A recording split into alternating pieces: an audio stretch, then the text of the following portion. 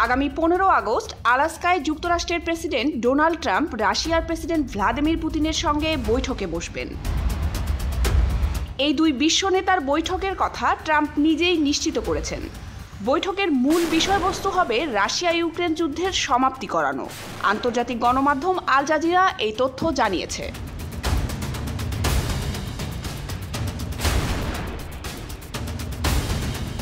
President Donald Trump বলেছেন যে কোনো শান্তি চুক্তির জন্য হয়তো কিছু অঞ্চল বিনিময় করতে হবে, এমন সম্ভাবনার ইঙ্গিত দিয়েছেন ট্রাম্প।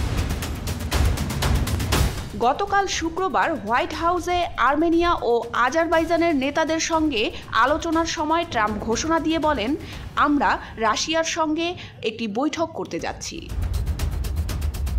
এদিকে ইউক্রেন ও তাদের ইউরোপীয় মিত্ররা দীর্ঘদিন ধরে এমন চুক্তির বিরোধিতা করে আসছেন, যে চুক্তির মাধ্যমে ক্রিমিয়া, দোনেৎস্ক, খেরসন, লুহানস্ক ও জাপোরিঝিয়ার মতো অঞ্চলগুলো রাশিয়াকে ছেড়ে দিতে হবে।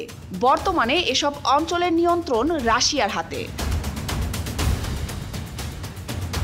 তবে পুতিন বারবার বলে আসছেন, কোনো শান্তি চুক্তি হলে 2014 সাল থেকে এ পর্যন্ত রাশিয়া যেসব অঞ্চল দখল নিয়েছে সেগুলোর মধ্যে থেকে কিছু অঞ্চল ইউক্রেনকে ছেড়ে দিতে হবে।